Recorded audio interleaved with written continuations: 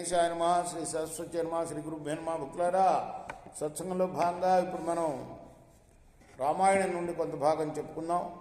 నిన్నటి వరకు మనం బాల అయోధ్యారణ్య కిష్కింద సుందర యుద్ధకాండలు పూర్తి చేసాం.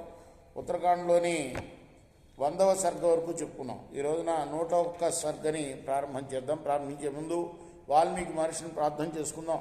కూజంతన్ రామ రామేతి మధురం మధురాక్షరం ఆరుహ్య కవితా శాఖాం వందే వాల్మీకి కోకిలం అంజనానందనం వీరం జానకీ శోకనాశనం కపీశమక్షంతారాం వందే లంకా భయంకరం సదా నింబవృక్షస్య మూలాధివాసాత్ సుధాశ్రావిణం తిక్తమప్యప్రియంతం తరుం కల్పవృక్షాదికం సాధయంతం నమామీశ్వరం సద్గురుం సాయినాథం సమర్థగురు సాయినాథ్ మహారాజ్ की जय.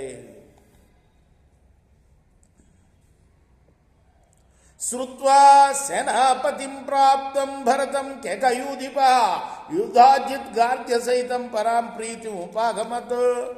కేకరాజు యొక్క కోరికను అనుసరించి రాముడు భరతుని పంపించాడు గంధర్వుల మీద దాడికి, గంధర్వ నగరాలని మరి స్వాధీనం చేసుకుంటానికి.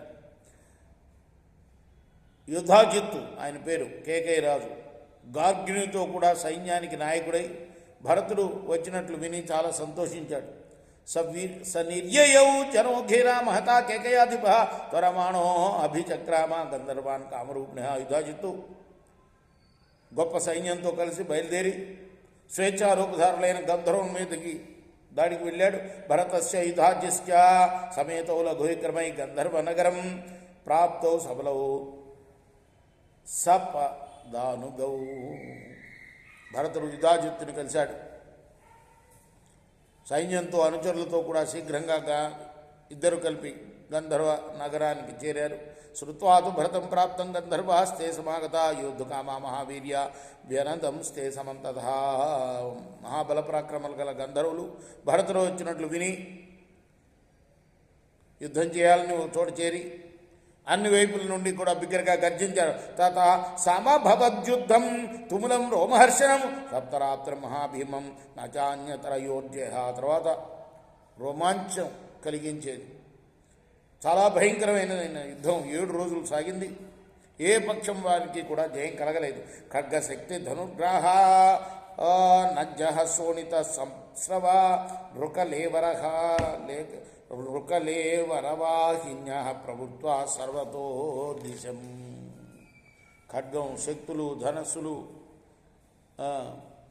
అనే మొసళ్లతోటి రక్త ప్రవాహాలతో నిండి మనుష్య మృతదేహాలు కొట్టుకొని రాగా నదులు అన్ని దిక్కుల్లో అందు కూడా అంటే అట్లా రక్తం ప్రవహించింది అని ఉపమానం.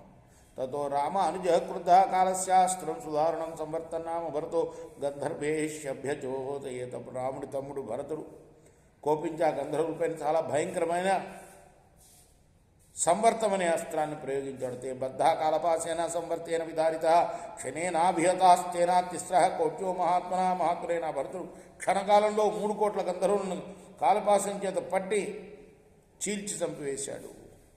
రేపు మనం 9వ శ్లోకం నుండి కొనసాగిద్దాం. కృష్ణార్పణమస్తు. సాయి కృష్ణార్పణమస్తు.